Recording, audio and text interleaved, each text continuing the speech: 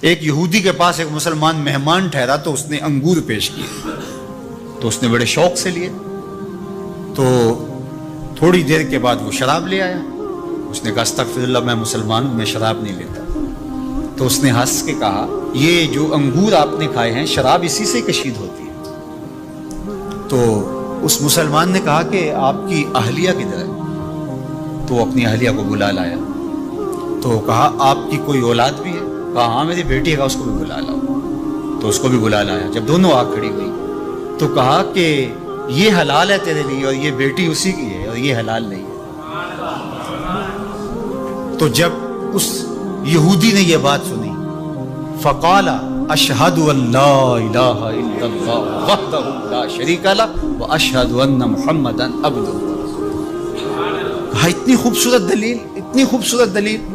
کہا انگور سے شراب نکلی ہے تو شراب حرام کیوں، انگور حلال کیوں؟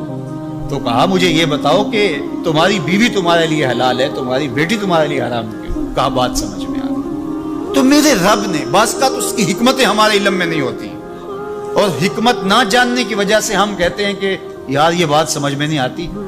یہی تو ہمیں بتایا گیا کہ جو سمجھ میں آئے اس کو بھی ماننا ہے، جو نہیں سمجھ میں آئے اس کو بھی ماننا ہے۔ ہم جنت کو مانتے ہیں نا، دیکھا ہے، یار رب کو مانتے ہیں، دیکھا ہے، وہ سمجھ میں آتا ہے، تو دل میں تو آتا ہے، سمجھ میں نہیں آتا۔